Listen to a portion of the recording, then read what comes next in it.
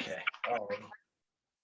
All righty. So let's get started. So the concept of kibud avaim, of honor and fearing a parent, is an anomaly to everything in the Torah, but for the mitzvah of shidur haken, of swishing the mother bird away and taking her babies. The reward for the two of them is exactly the same. That the person who fulfills either of these mitzvot will have long life. Meaning that this long life will also coincide with being in the land of Israel and having great pleasure from that. And in Sefer Devarim, in the second rendering of the Aseret HaDibrot, it's also added the Ma'an Yitav Lach. So the Ma'an Yarichun Yamecha, person will have long life. Ala Adama, on the land that HaKadosh Baruch Hu gave us to have the most beautiful life. And in Sefer Devarim, it's added U'Man Yitav Lach, and your life will be filled with good. So this presents great questions because nothing like this was said about any other mitzvot.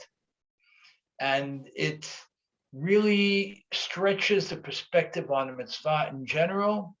It challenges and opens up an exciting array of ideas on this mitzvah in particular.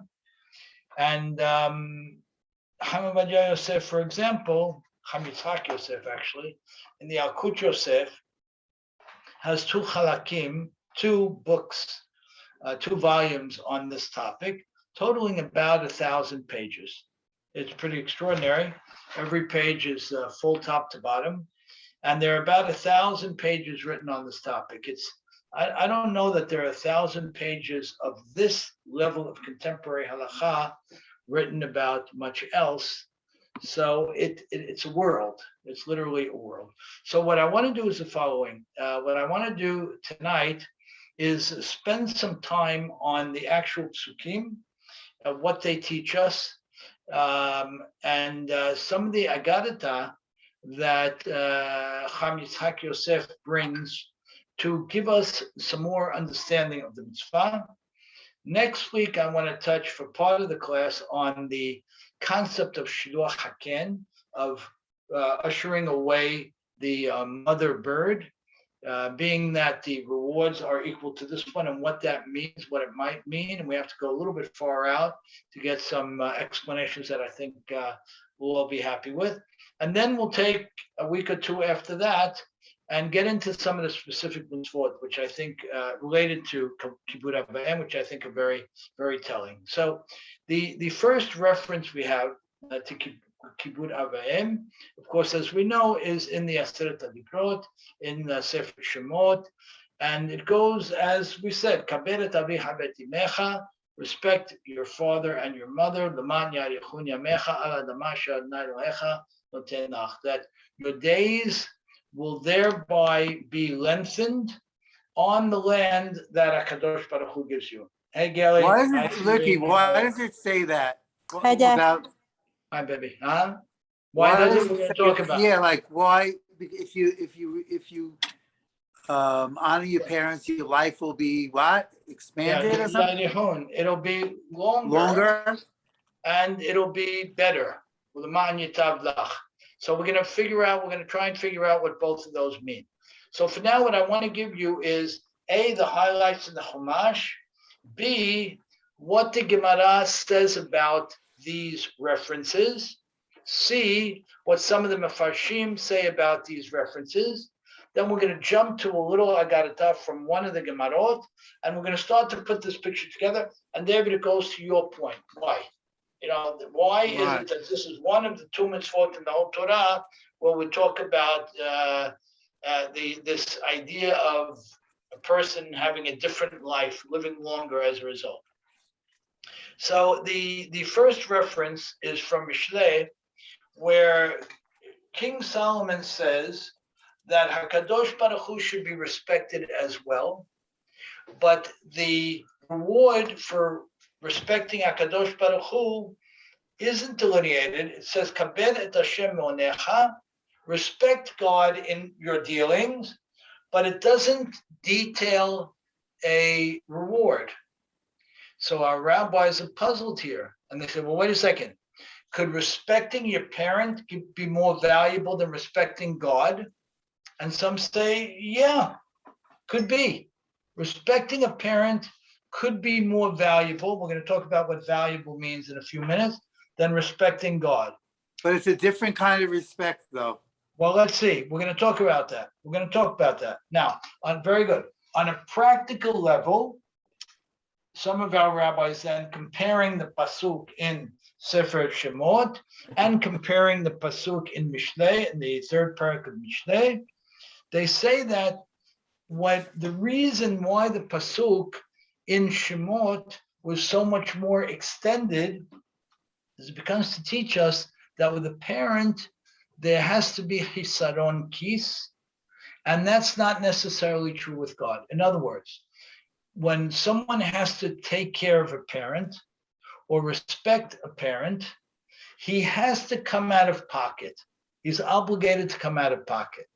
Whereas with God, we say that Hasura banan al mamonam she Yisrael, that the rabbis care a lot about the financial well-being of the Jewish people, and therefore will look to have the Jewish people save money in terms of doing the mitzvot whenever possible. But when it comes to Kibud Avaim, comes to respecting a parent, no such limitation. Wow, what does that mean? Well, the rabbis go one step further in the other sources, and they say that even though to respect God, a person would not have to be choser ala pitachim.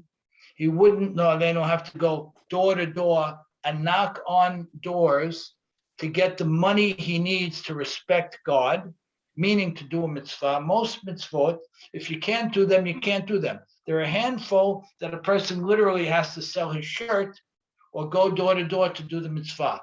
But most of the mitzvot, a person doesn't have to lower himself to go door to door to raise money to do the mitzvah. But when it comes to Kibud Avaim, if it causes the person a financial loss, doesn't matter. The person is obligated to do it. B, well, what if the person doesn't have the money to fulfill this mitzvah? Does he literally have to degrade himself and go knocking door to door to take care of his parents' needs? The answer is unequivocally yes. Do we have to do that in general to respect God? The answer is no. So HaKadosh Baruch Hu is setting us up for this mind-boggling thing, saying that the kabod given to a parent, the obligation to give kabod to a parent, is more extensive, it's more profound, and it's more directed to literally turning a person's life inside out than that which is geared to respecting God. Good. We have a few more sources that the Gemara brings down. It says, Kabed et avicha ve'et imecha. Now, some of us learned together that when you have extra words in the pasuk, Serene, do you remember this? When we have extra words, right? Yeah, I think I remember this. I think one of them is respect and one of them is fear. Is that something that we learned? So we're going to learn fear in another pasuk because we have other references which we're going to talk more about next week. But when we have an extra words, we learned it, if you remember, when we did Bereshit bara Elokim et hashamayim ve'et haaretz. When you translate that to English, it says, in this time, or whatever it was called Reshit, HaKadosh Baruch Hu created the heavens, et hashamayim, et is the, and hey is the heavens, and the earth. It could have very simply been said, Bereshit bara Elokim shamayim ba'aretz. In Reshit, Hakadosh Baruch Hu created Shamayim Ba'aretz. So what do we do when we have those extra words or extra letters? We're doresh them. We expound on the law to take something from those words or those letters. In this case, it's kabed et avicha ve'et imecha. It parallels the structure of that pasuk exactly. So it's kabed, honor the father, where it could have just said, or honor, it's actually honor the father. And it's honor the second the is a little soft. Let's call it honor. Could have easily said kabed avicha, honor your father, because avicha is already possessive. It's already talking to who it is. So now it says honor your father, and honor your mother. So in fact, it's exactly parallel. So our rabbis learn out from this that the extra the in the first case talks about the husband of your mother, even if he's not your father, in other words, a stepfather. Mm-hmm. And the second it talks about the husband of your, the wife of your mother, and the second one talks about the husband of your father, the wife of your mother. Wait, we're mixing this up. The first one talks about the wife of your father. The second one talks about the husband of your mother, even if they are not your natural parent. Mm-hmm. And the vav, the extra vav with ve'imecha, references your older brother or older sibling. So, hey Jack, we started by saying, good to see you. We started by saying that we have an explicit description of reward here. Actually, 3 separate rewards: long life, a good life, and life in the land of Israel. Those are limited to 2 mitzvot only in the Torah, this one and the shooing away of the bird. We said here that in comparing the mitzvah to respect a parent and to respect God, the mitzvah to respect a parent is more demanding. And that means that in the case of going out of pocket to respect God, the rabbis and the Torah itself are going to be much more stingy and careful in protecting our resources than they are in going out of pocket to take care of a parent. To the extent that if someone needs to go door to door to collect money to take care of the needs of a parent, then that's what he has to do, and would overwhelmingly not have to do that in terms of respecting God. Okay, so far? So that's where we start the process. Now the Seforno says something mind-boggling.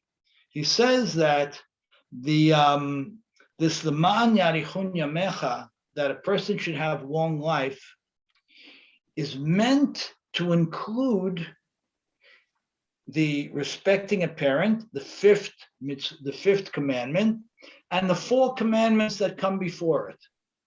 So we know the 5th commandment is kabed avicha v'timecha. The 4th commandment is l'shmor yom Shabbat l'kadisho, keeping Shabbat, and the 3 commandments before that are about believing in God, committing to God, not creating idols, and not bowing down to anything else, not saying God's name in vain. So what does the Seforno say? He says that these 5 mitzvot are actually connected together, and on the 5 mitzvot, the reward is the man yarichun yamecha, which makes it even more extraordinary. Why? Because there's nothing more absolute and fundamental to Judaism than the belief in God and the absolute sanctity of that belief, and the Shabbat. So the fact that this is all connected together, where we have the first 3 mitzvot that speak absolutely about our understanding of our relationship with HaKadosh Baruch Hu, This next mitzvah, which talks about Shabbat, which is absolutely fundamental to us, and it's wrapped in Kibud Avayim, elevates Kibud Avayim, respecting a parent, to a level that you would never imagine, to the level of belief in God exclusively, and to the level of Shabbat. Hi, Eric, thanks for joining us. And to the level of Shabbat. So this Sforno's opinion is even more shocking than everything we said so far. To cobble them together and say that these rewards are about all five put together, which means that Kibud Avayim, honoring a parent, sits on the level of Shabbat or belief in God, is absolutely extraordinary. And in our typical mindset, we wouldn't think that way. So Sforno moves us to another place on this.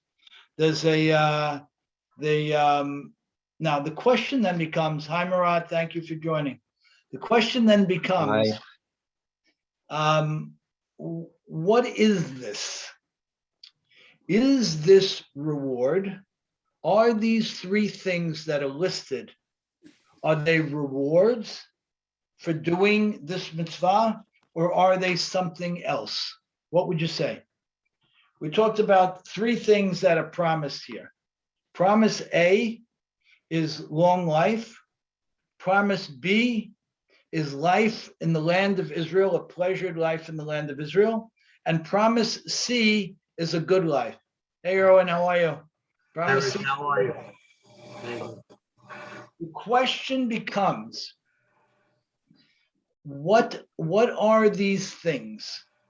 Are they rewards or are they something else? Give me the two sides of this possibility. What do they sound like? It's results. Ah, beautiful, Serene. What does that mean? It's results. Fantastic. What does that mean? Meaning if you believe in God and you honor Shabbat and you respect your parents, you're gonna that's just the outcome of having a healthy outlook on life, and you're gonna live a longer life. You're gonna be more at peace. You're gonna have more, a more enriched life. That's right. So this is a gigantic point. There's a gigantic point. Beautiful, beautiful, right on target. This is a gigantic point. So our rabbis are struggling and say, wait a second, we don't usually delineate the rewards for a mitzvah. And why don't we, Serene? Why don't we delineate the rewards for a mitzvah? Why do we generally you're not supposed to do something for the reward. You're supposed to do it for the actual. Great. I'm not supposed to do it for the reward, and there is no one absolute reward. And how do we hold that? What do we believe in terms of that? When we say there is no one absolute reward, what does that mean? We base it on a chapter in Pirkei Avot that says that mitzvot are subjective, averot da'adenu are subjective, and there is no absolute reward or absolute punishment for anything. Let's talk only about rewards. Hi, Carol. How are you, Carol? Hi, good. How are you? Good, Sorry good. I'm late. Great to have you back. The rewards that people get are absolutely subjective. We've talked about this before, that there is no one specific reward for something. And even if a reward is delineated, it's going to be subjective to the individual, where he or she is in his life, the challenges that were to get there, the enthusiasm that it was done with. The person could do the same mitzvah 3 days in a row and get a different reward each time he does it. So rewards are absolutely subjective. To go further on Serene's point, we say that we don't do mitzvot for the sachar, for the reward, but to go one step further than that, we say that the overwhelming benefit of what a person does ain't in this world. It's in the world to come. And there's a long discussion, which we've talked about, some of us in the past, at the end of Masechet Kiddushin. It's a 4 or 5 page discussion, which talks about what do people get in this world?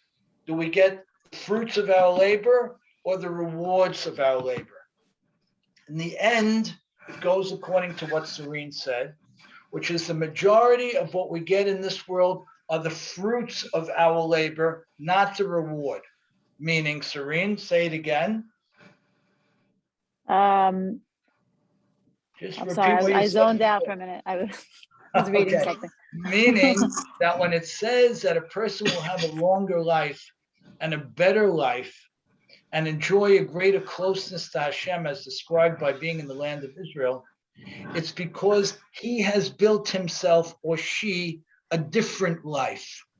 It's not because there's a reward for what was done. It's because the life that he or she has built as a result of the respect and fear of a parent, they become a different person. And as a result of that, their life will be enriched. It's not about the reward. It's about the actual experience. Yeah? Okay, so far? No, I thought when you say that the rewards, they're not, in other words, I just want to clarify, it's not mitzvah for mitzvah is equal. And if you're saying we don't know what the point, what Hashem's scoreboard is, but in essence, Hashem knows that each mitzvah has a level in his point book, no? No, I would go further. I would go further. Okay, It please. goes like this. Beautiful. It goes like this. Let's say you have Irwin 1, Irwin 2. There's probably many, many Irwins, but let's leave it to 2 Yeah, right thank now. God I have a couple of them. All right. Let's go Irwin 1, Irwin 2. Irwin 1 at this, let's say at 25 years old, was a certain type of person with a certain life direction and certain opportunities and certain challenges. And Irwin 1 kept Shabbat at 25 years old. Now, based on the package of who Irwin 1 was at that point in time, he was rewarded for the Shabbat that he kept. Now, at 45, let's say, when you get to be 45, right? When you get to be 45, you will have Irwin 2 is a different person. His core values have changed. His responsibilities have changed. He's a parent, maybe he's a grandparent. Now, when that person keeps Shabbat, it's a completely different expression, and the person is rewarded differently. Now, when Irwin, let's say we'll go be more granular. Irwin 1 on the first Shabbat of this month, right? The first Shabbat of this month is in a certain state of mind because, all kinds of beautiful things, God willing, have happened. And he keeps a certain Shabbat. And the following week was a more challenging week. And he keeps Shabbat as well, but it's not quite the same. It might even be that the second Shabbat, which he thought was less engaged in than the first, brought him more of a reward or more personal growth. So, because he had to engage it with a greater focus, Right. greater attention. It's a bigger challenge. It's a bigger challenge. So it goes to Serene's point that the primary benefit of my actions is my life and not the rewards. When I engage Shabbat on a seriously focused level, on an intellectual and emotional level, then the beneficiary is me without any heavenly anything, in that it was a transformative experience for me and I've grown. Being that life is complicated, and one Shabbat may send me curveballs or whatever it might be, then there is no absolute system for the second part of what happens, which is the reward. So, again, to be clear, what happens to us when we do? Can I say something? Yeah. Somebody once asked me, do you believe in like a higher being doing a punishment, like if somebody does something wrong? So I said, no, I don't believe that God punishes you in that way. I think you pick your life, and that's how your life is being led. If you're a liar and a cheater, I go, it's just going to follow you, because then you become the person that doesn't trust anybody. You become the person that is always looking over their shoulder, because you know your actions, so you don't believe anybody else could be a different way. So I feel like your life will follow you. So if you're going to pick the right life and do those other things, the better things, that's the life you're going to lead, God willing. Beautiful. Like that. But is that what you're trying to say in a way? Absolutely right. But I want to go a little more subtle than that. That's absolutely right. I want to go a little more subtle. And I want to say that there's so many nuances in terms of how we keep mitzvot and what our state of mind is when we're keeping them. So to Joy's point, it's true. If a person chooses a lifestyle that's on one direction or another, he will bring with him and he or she will develop a certain way. But it gets much more subtle and nuanced than that. Every experience is different. Every time I say a beracha is different. Every time I pray, it's different. Every time I express my love for my child, it's different. Every time I sit in the sukkah, it's different. Every single time. And the commitment that HaKadosh Baruch Hu makes to us is that every single time it's going to be merited, it's going to be valued in its context, which means that I might not have a great Shabbat altogether, to use our example. But because that Shabbat was a greater effort for me than the last Shabbat, it's rewarded on a greater level. And more importantly, to the point we made a few minutes ago, I've been transformed more dramatically by that. You good with that? Okay. So, in terms of the Sephorno, the last point we mentioned, he elevates Kibud Avayim, honoring a parent, to the level of Shabbat and belief in God, wraps them all together and says that this transformative component of it, as it happens with every mitzvah, of course, will be most pronounced with these, and they're all on the same level. Now, 400 again. if you want to go, let's just look at a few more here. Okay, good. Let me see if we missed anything. Okay, great. Now, okay, great. Now, the idea that a person is creating themselves by doing this mitzvah is the idea that the rabbis go with and run with. So let's say a person has a choice. A person has a choice to give a parent financial assistance or give financial assistance to Bikor Cholim. Now, generally speaking, it's harder to give it to a parent. It's just more complicated, right? It's complicated to give it. It's complicated for the parent to receive it.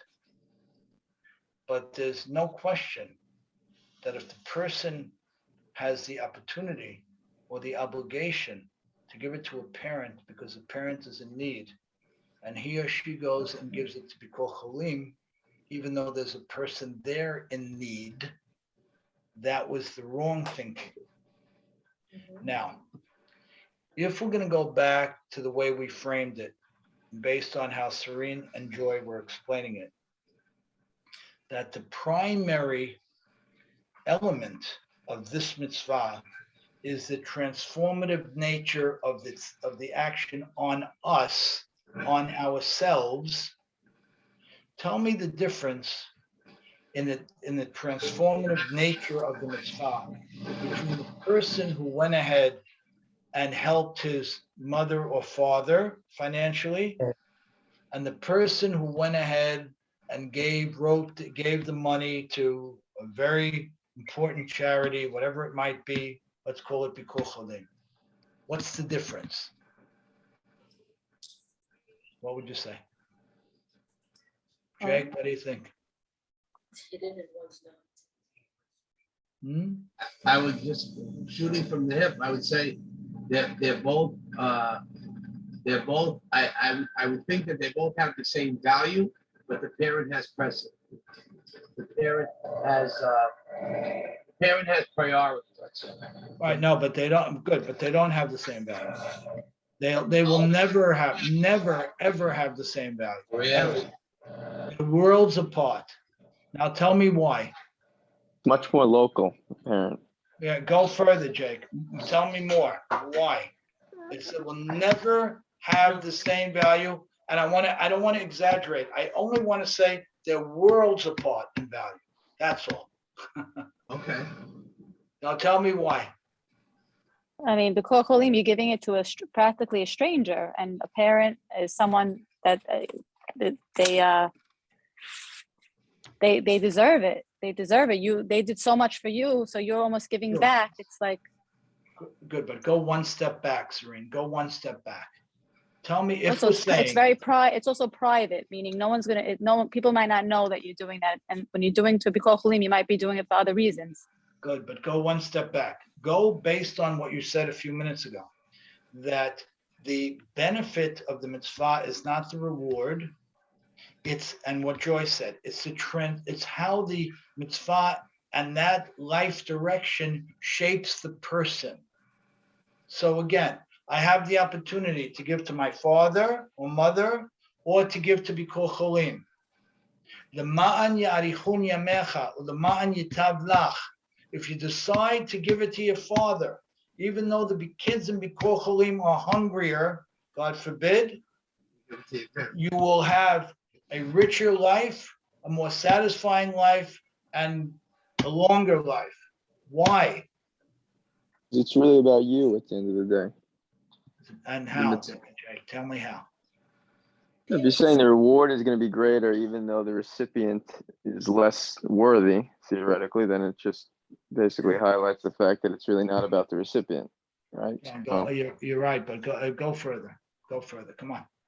What do we need here? It takes a lot more out of you to be able to give without, I don't know how to really put it into words. It's just, it's harder. It's a lot harder to be able to do that. And it takes a lot more out of a person to be able to do that, because there's a lot more baggage on it, so to speak. Beautiful. Versus if I'm giving it to b'kol cholim, Now we're moving.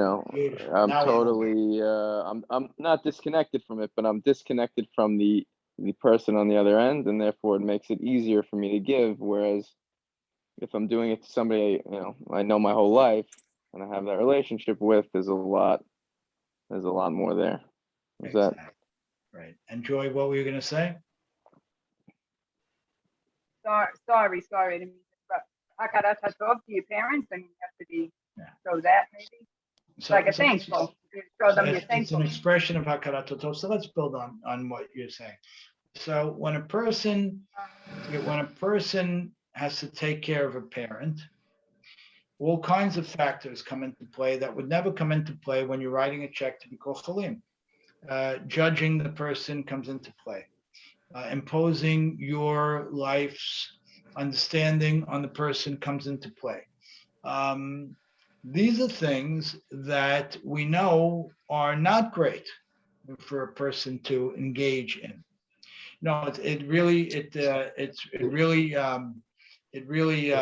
concerns me when I see people saying things like, "Oh, we have to get mom and dad to sell their home," or "the house is too big for her," or "I want them to change their lifestyle." These things are completely outside of the context of Jewish law, completely outside.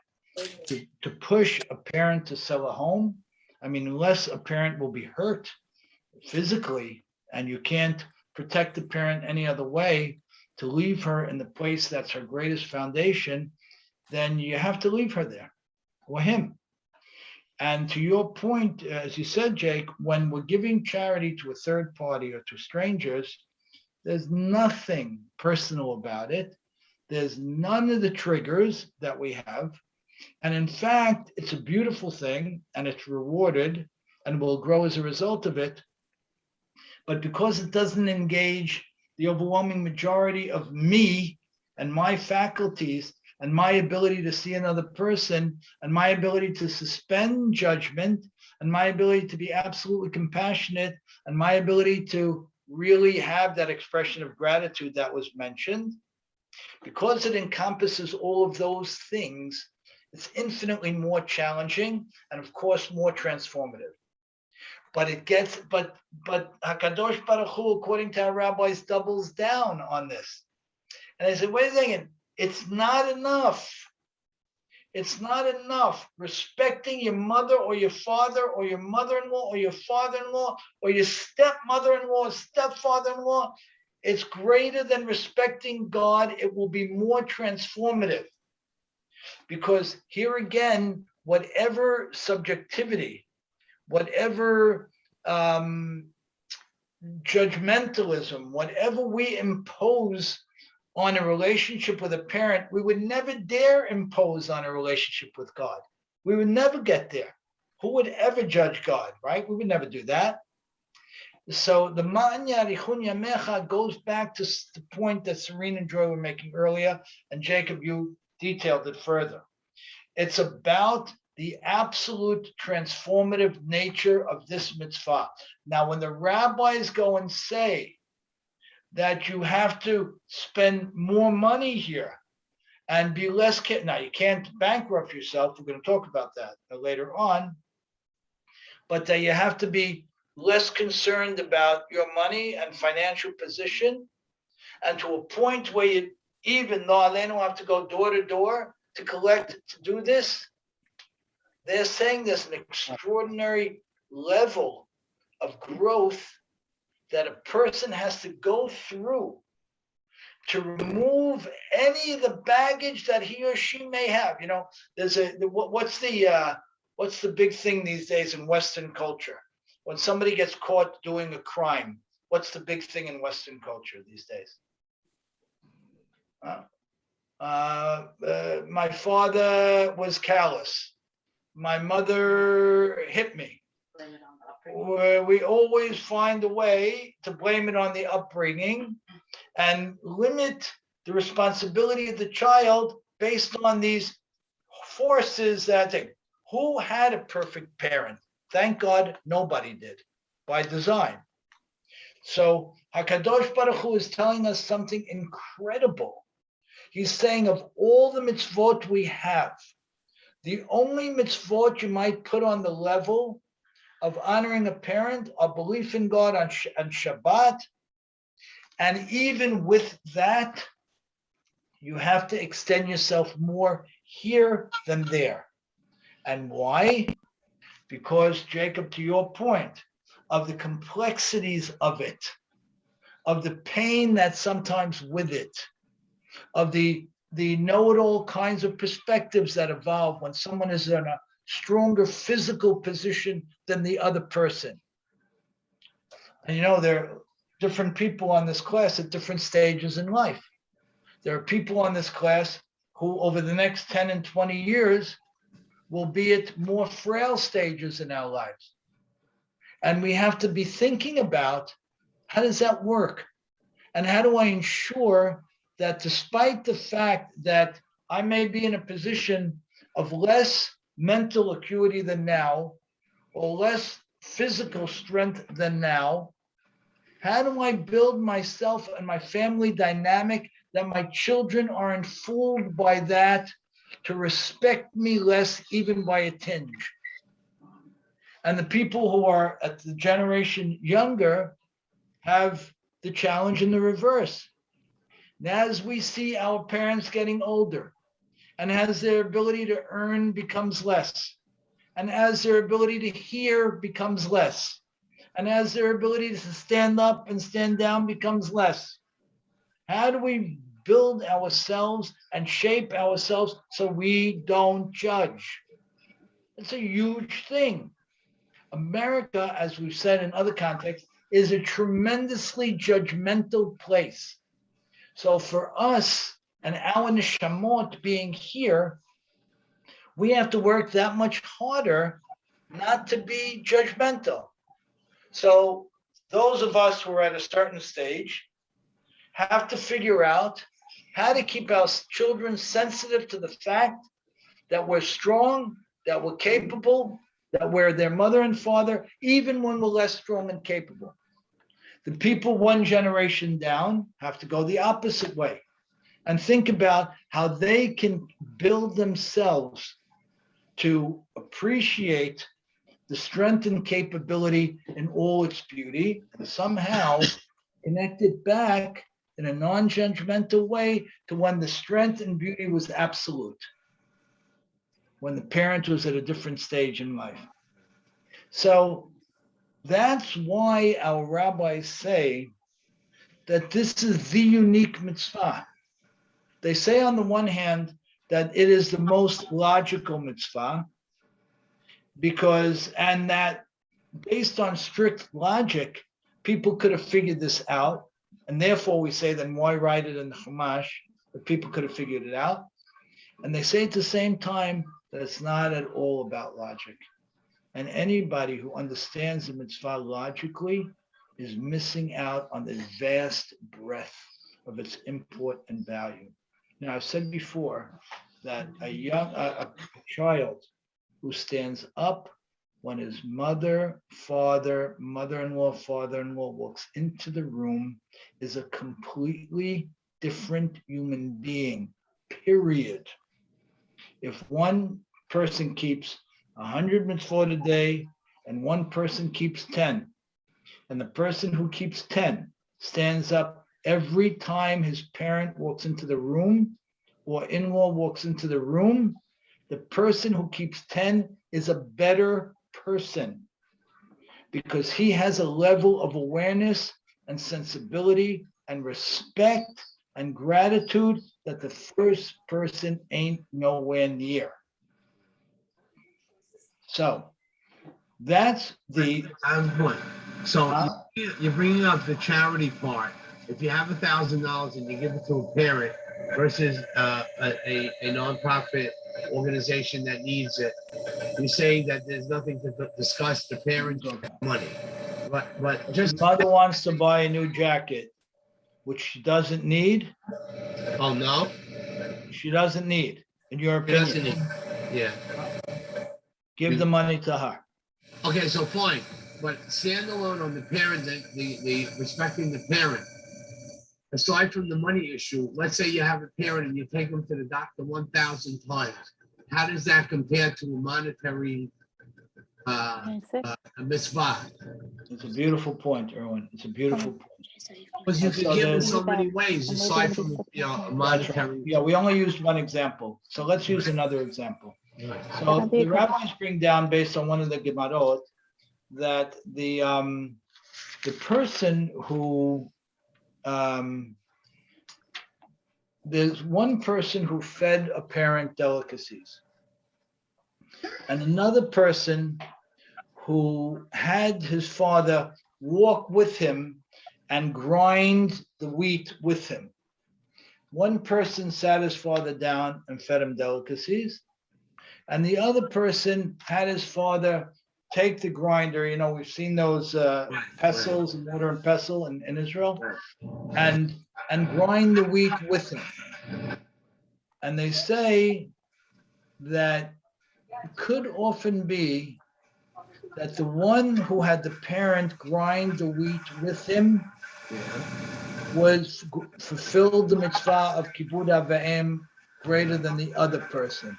Tell me why.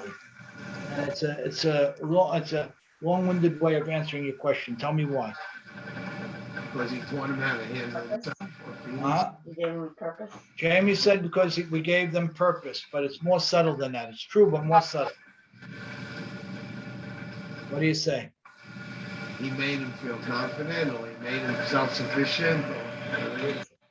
Our rabbis say that the way that the son spoke to the father when he gave him the delicacies was Zaken, Zaken, bo v'tochal. Old man, come eat. And the way that he spoke to him when they were grinding the wheat together was with the extreme, with a tremendous amount of kindness. Now, Would any person actually do that? Speak disrespectfully to a parent that way? Probably not. So what are the rabbis saying here? They're saying that It's not really the act. It's not the act. It's like the intention. yeah. And how is the intention expressed, Serena? How is it expressed? How is it very often expressed? Through words. Through words. And even more subtle, how else is it expressed?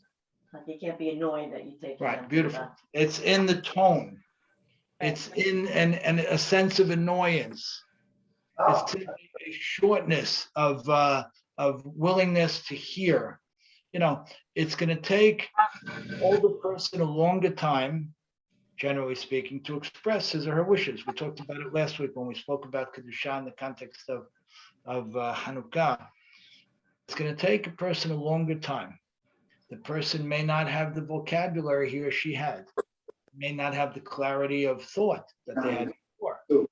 So our rabbis say the tone in which you engaged a parent has profound impact, and the value of what you did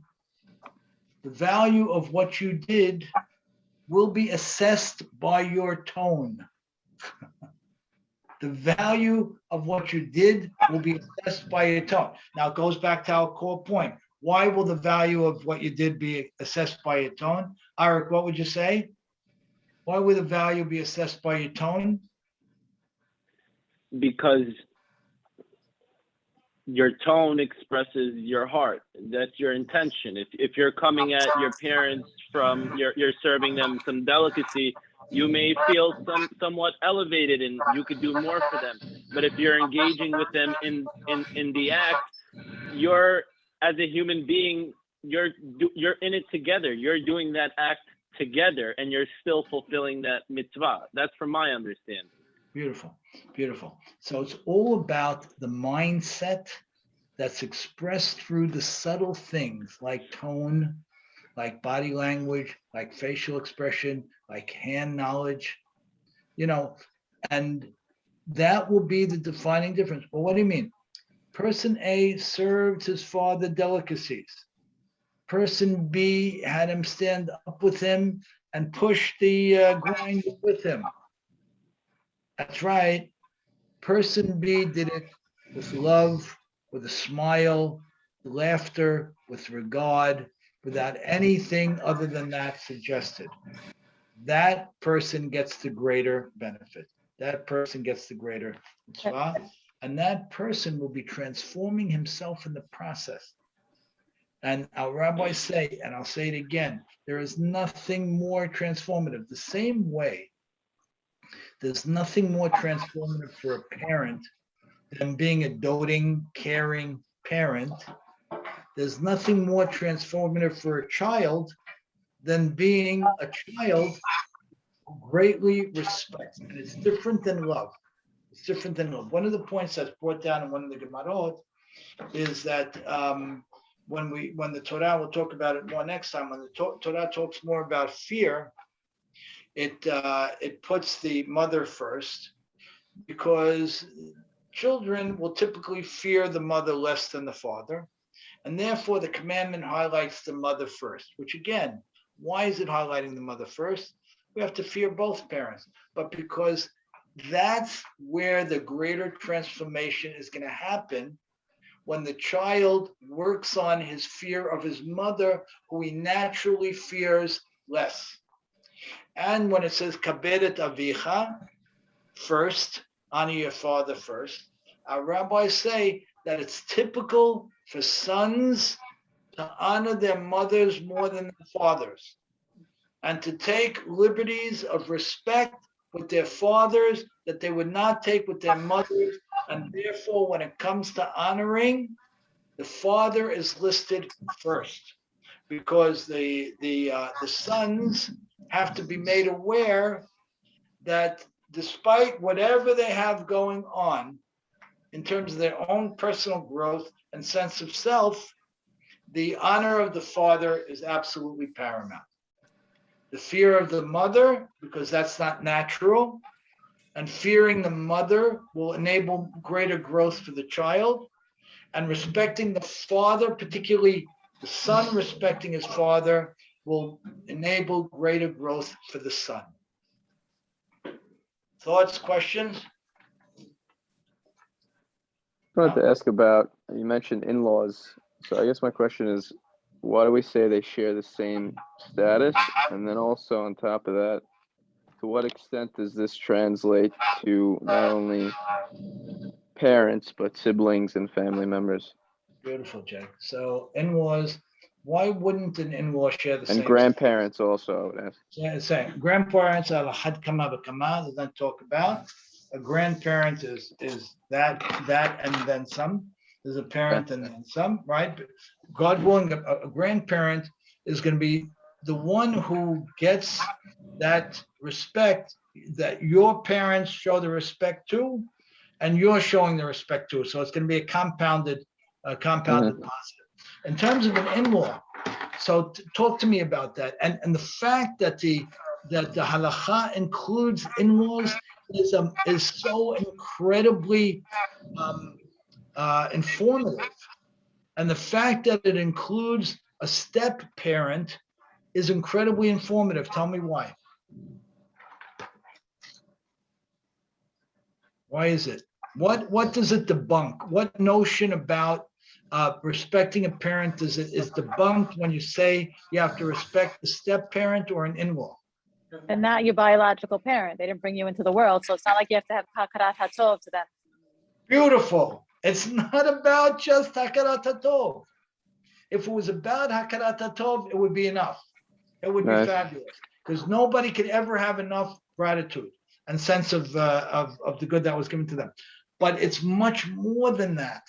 It's much more subtle. It's much more deep. It's much more transformative, because it doesn't only deal with the person who gave me everything. It deals with the person who brought me someone beautiful, who brought something beautiful into a parent's life. Let's say they're a step parent, something like that. So it moves the needle from thinking that respecting a parent is about hakarat hatov. It moves the needle dramatically. It even turns it on its head, I would say. And it brings it to a point where you say, look, you want to love and respect your parent because of hakarat hatov, because of gratitude? Beautiful, do it. But that's not all that's going on here. It's about a pecking order. It's about having absolute respect. It's about having reverence. It's about serving another person. That's right. It's about serving another person. And God says, I come second to this, which is the most incredible thing, because some authorities will say that the reason that we have to have this kind of respect for a parent is to ultimately have this kind of respect for God. God says, nothing doing. Nothing doing. The respect you have for me, you have to have for me. But the respect for a parent, that stands on its own.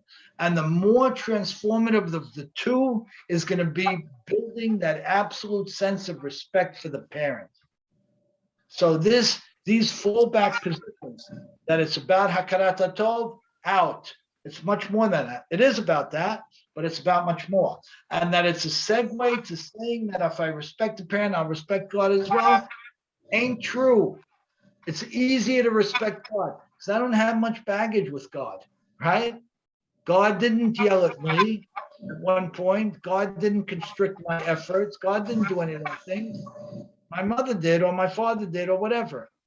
So that's the way it sets up. Now, Jake, to your second part of your question, in terms of an older sibling. Siblings in general, not only necessarily older, but yeah. Siblings.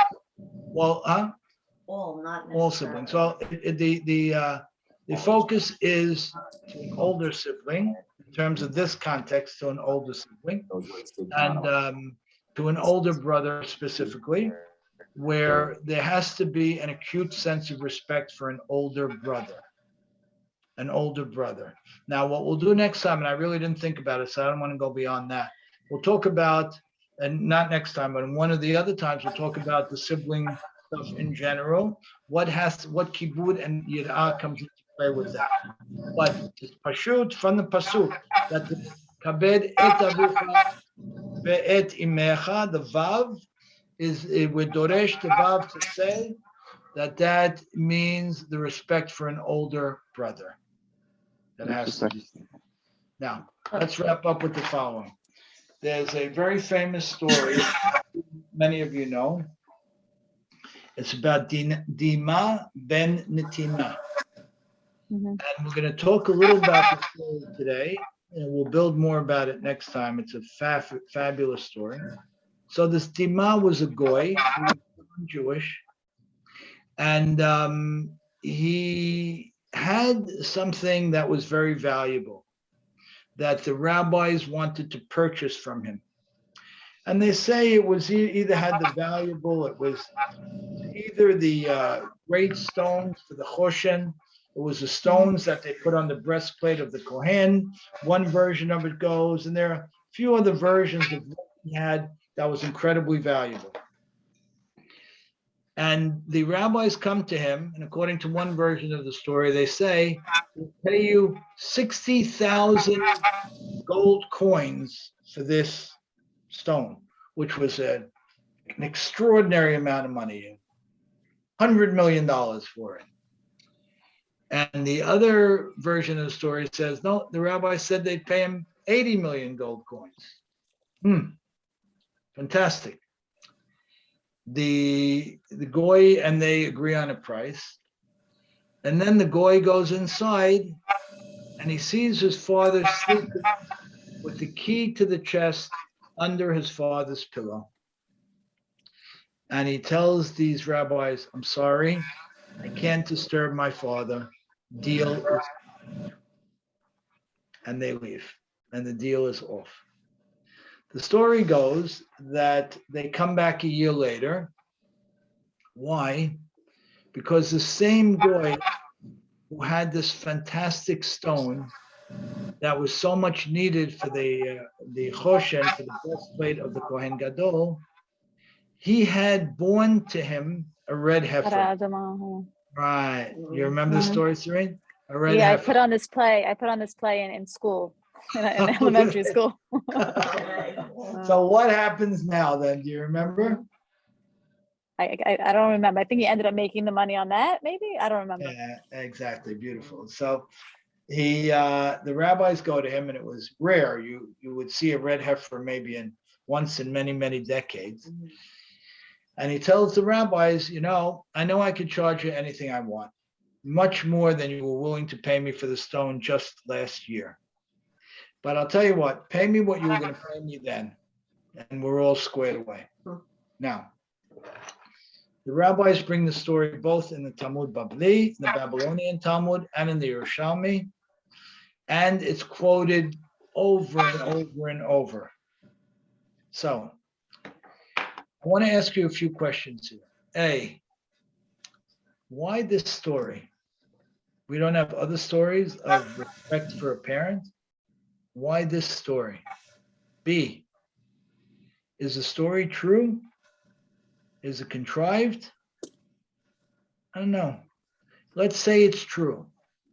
Why would HaKadosh Baruch Hu give the goy a para aduma, a red heifer, the second year, and not something else? And if it's contrived to teach us something, why would the goy have this red heifer and not something else? And next, why tell me a story about a goy? Tell me a story about a good Jewish guy who had this level of respect for a parent. Now, I'll tell you, I'm not going to tell you the answers tonight. We'll do it next time. But based on this story turns a lot of things absolutely upside down and creates this tailwind, this culture, this world about Kibud Avim, about honoring a parent that is to its own, and leads the Chaim Yitzhak Yosef to write 20 or no, how many pages? almost 40 or 50, more, sorry. I don't know, there's maybe 100 pages, 78 pages of background on Kibud Avim, 78 pages. And then there's 900 pages of halachot. It's all given birth to by this story. I'll give you a hint. Wait, I think I have an idea. Yeah, go. Go. Okay, I don't know. Maybe I could be wrong. I don't know. The first one is obviously we're learning like a kal vachomer, right? Because he wasn't Jewish. So if he could respect the parents, then when, obviously the Jewish people, we should be doing that. And then also, I think you once told us that the parah adumah is like, isn't it more like a chok? It's something we don't understand. So therefore, meaning you were just saying that you would think that the honoring of a parent is something that's very logical, but it's not. So maybe it's like all tied in together. Fantastic. You just shaved 5 minutes off of next week's class, and it's absolutely true. It goes like this. The way the story is crafted, whether it's crafted or it happened that way, if it happened that way, obviously HaKadosh Baruch Hu manipulated things in the world so that this guy would get this red heifer, right? He could have gotten another precious stone, or he could have gotten nothing, but he gets the red heifer. And to Serene's point, the story as it's developed tells us, our rabbis say, that this mitzvah that you thought was the most logical mitzvah of all, we call it mitzvah sichli, something that could have been rationalized and reasoned through on its own, is not that at all, as Serene described. It's a chok.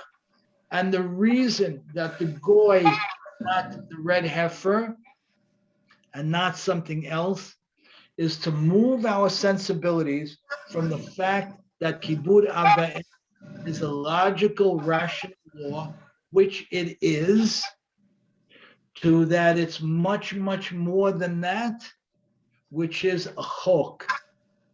And what is a chok about? And this ties us all back to the beginning. A chok is about absolute transformative direction in life. Now, why is this the chok? Why is it the most transformative? We started to talk about it tonight. We're going to flesh it out further in the next few weeks. And we're going to flesh it out by looking at some of the mitzvot themselves, some of the specific mitzvot. So that's where we are. Good. Thoughts, questions? All right. Good Great. stuff. Great. All right. Great. Okay. Thank you, everybody. Thank you, Ricky. Great. Thank you. Good night. Thank you. Bye. Thank you, Joy.